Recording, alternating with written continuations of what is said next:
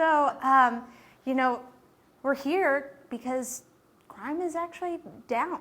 Violent crime 16%, shootings down 30%. What are you, contributing to these numbers? The department has done a fantastic job. They've been very focused on getting illegal guns and violent offenders off the street. And it has, our investigative CID unit alone has 72 federal indictments year to date. And it is definitely, that's making an impact on the folks that are really driving some of the worst violence in the city associated with gangs. Our street officers are engaging, they're getting self-initiated, they're getting guns off the street. It's also allowing our homicide detectives more breathing room, and that coupled with us now outsourcing our DNA, we're able to get people arrested in a much more expeditious manner, so their clearance rate is up. It's the department as a whole being engaged. And I can't say enough about our federal partners and Tom Wine and his office taking our gun cases forward. So we've gotten a lot of support, and we have a lot of work ahead of us, though. Yeah. And, moving forward, what are some of the key ways you see in continuing these trends and making these numbers better? It's going to take time, and we've got to stay with it, and there's always areas you have to tweak, be a little more diligent, have a greater sense of urgency. We're constantly working on fine-tuning our intelligence, so we don't want to just be throwing spaghetti on a wall. It's got to be very deliberate on who we're going after, what their nexus is to violent crime. So it's ongoing. And I also think, too, when we get to a space where we've hired more people and have kind of closed the vacancy rate some, that will also afford us more individuals to do other things. That will help, certainly.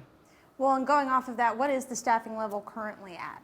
So we're at about 1,000, so we're down several hundred officers. The pay increase has absolutely made a difference in helping us recruit and hire. So we've got to stay focused on that. And then we also, I'm looking to see what investment can be made in existing employees. It costs about $100,000 to recruit, hire, and train a new hire. And then it takes a year to train them, and then they may or may not work out. So obviously, if you can invest in an existing employee who's already doing the work for you, you want them to stay with you. So I need to look at what we need to do to shore up our retention even further. Okay, and then you mentioned firearms, and I know I've heard several times, not just from you, but from others about teenagers, younger kids breaking into cars and getting firearms that way. What have you seen in terms of, because I know I think it was 15% car burglaries are down. Are you noticing any headway in that particular? I think so. We've really tried to message to gun owners, legal gun owners, that you've got to secure your gun. And if it's in a car, have a lockbox. If it's in a house, have a safe. Responsible gun ownership is central to us getting a handle on the number of guns that end up in the hands of folks who want to commit crime. So that for us, though, that really falls back on us to do just a better job of messaging and educating the public. And overall, while crime is down, are you still seeing a lot of, younger kids being involved in crime right now? Unfortunately, we are. We had a couple of recent carjackings where we've made arrests quickly, but they're really young kids. And the problem is, what I see is, obviously you don't want to shuttle a 12, 14-year-old into a jail, but the state has to step up its services around how we help these kids out. Because if you think putting them back in the same environment they came from is a good solution, then you're living in la la land. And so I think that there's a lot of work to be done in the area around resources available for young offenders. Okay, and you mentioned carjackings. I was trying to look. Do you know how much those are down currently? Right, so carjackings are down 13% year to date. Our robbery unit has done an exceptional job on prioritizing carjackings, making arrests. They've been very effective. Well, and arrests are up, and considering the staffing shortages you all face, why do you think there is that success right now? I think that the department, the men and women, have been very engaged. They've been proactive. They've self-initiated activity. And listen, what I will say all day long is, if police officers are not proactive, you will never get a handle on violent crime. But the key is you have to do it in a manner that's lawful. And so, and if there are missteps, it's incumbent upon myself and my commanders to hold those individual employees accountable. But if we're just idle in our patrol cars and at our desks, then crime will run rampant. And, you know, obviously, while these crime numbers are down, we weren't going to let people know about this here. You know, earlier this week, there was all these downtown incidents, very violent crimes, and when people see that, they get scared. So, you know, what do you say to people who do have that fear, particularly of downtown? Right, and I understand that. I understand that, and we're still, you know, I think that there's still the stigma of the summer of 2020 where people feel that it's just not safe to go there. And I think that's very unfair, and I think that's unfortunate. Allow me to say this: downtown has more patrol officers now than it has since I've been here. We have private security. We coordinate with private security that the businesses retain. There's ambassadors downtown. The city is investing huge amounts of money in outreach programs because a number of the individuals that are in that space have mental health issues, substance abuse issues. So it's not to say that I was sickened by the events of earlier this week. It seemed to be a one-off. This individual was coming off a drug high, paranoid, but his actions were inexcusable, and it shouldn't have happened. So what do we have to do? We have to step back and say, okay, we've got to coordinate better with our event planners. We need to know every single event that's in the city, but not just when they're in the city, but what private events are you going to have? Because there's absolutely no reason someone should not be able to come to our city and get from point A to point B without that happening. So there's room for us to improve as well. I guess, you know, for you, compared to when you first, you know, joined on here to now, you know, what do you think's been working? What do you want to see, you know, improved further? Right. So I think that I am extremely grateful for the men and women of LMPD entrusting me and being willing to go out and to work as hard as they have, because they were very demoralized when I came here. And the reality of it is, one thing I picked up right away is they have a huge amount of pride in what they do. They want the community to be proud of them, so they want to get it right. And I think that we have made very good inroads. The reality of it is, though, crime is still far too high.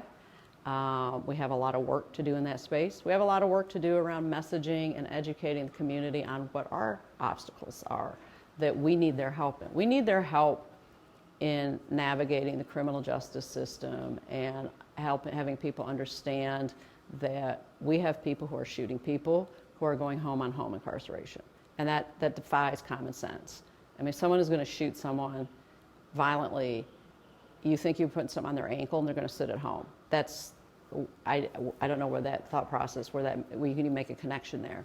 So we have education to do there. We have education to do around the fact that the state has to lean in better and help us with the juvenile crisis, because it is a crisis. And the reality of it is, if you care about these kids, you do want to help them, because just putting them back on the street, they're eventually going to end up as victims. And so we have a lot of work ahead of us, and we're just every day trying to improve a little bit. Well, and you know, you talk about retention. How key do you think having just that good morale and that support? Oh, huge. Morale is huge around retention. Pay, morale, and employees feeling that, and through the morale, that you care about them. And that's why we're really trying to build out our wellness program, to invest in our employees' mental and physical well-being. But to that end, I need to hire more people, because I've got to allow these folks to get off. And when you're not stepping away from work ever, you're not going to perform at the optimum level. Yeah. And kind of backtracking a little bit to the closure rates with homicides. I know you mentioned a couple different factors. How long has the DNA testing been outsourced? So we started outsourcing that around a year ago, and I'm really appreciative that we've gotten full support from the administration and council to fund it. And so the turnaround time has gone from about 2 years to 6 weeks. And that's huge, because you're dealing with you're dealing with a murderer who's on the street. So, and if you may not have other evidence to even have a suspect at that point. So the homicide unit has done a phenomenal job. They are so dedicated, take pride in what they're doing, and their clearance rate has gone up probably about 10 or 12 points since last year, which is significant. Wow, okay. And, going off of that, community tips, I'm sure, can be very helpful. Do you find there's still a lot of people maybe too scared to reach out, or have more people been giving in tips with violent crime like that? We find the community has been wonderful in working with us. Where we find obstacles is particularly amongst the young people, and they won't talk, period. And that's obviously very concerning when you have 14, 15-year-olds who are shot. And it's kind of like a code of silence, and it's concerning, and that is something we're trying to coordinate with our other outreach partners and the schools to have a better understanding of what the dynamic is contributing to that. Okay. Is there anything else that you wanted to say or wanted to make sure people know or understand? One of the things that I always wanted was a youth council. I think that the community groups so often are reflective of people my age, and the reality of it is I need to hear from the folks who are 14 to 25. That's in my audience. I want to know how they feel about police, what they need. So we created a youth advisory council, and it's open to any youth, and they've been phenomenal. So tonight we have an event where they're decorating police cars. So I'm not really sure what the outcome will be, but I'm very excited to see it, in large part because I love chocolate, and I'm assuming there'll be candy there. Yeah. Who doesn't? I have a two-pronged question. Okay. So what does the future at LMPD look like, and what does the city of Louisville in terms of policing look like under your command?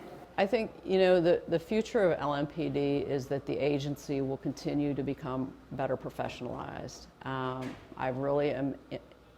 really invested in getting our folks to travel the country, see how other agencies are doing things, see how the corporate world is doing things, and connecting with, and that might be going to Atlanta and going to the Center for Civil and Human Rights. It's broadening your landscape. It's investing in the men and women of the department so that they understand the greater population and what is being tasked of them.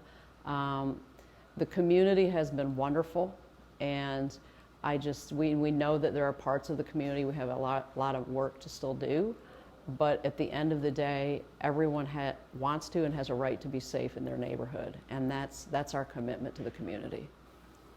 And this might be too broad of a question, but with being understaffed, how does I know there's different departments and things, but how are you trying to prioritize because there's so many different types of crime? How do you?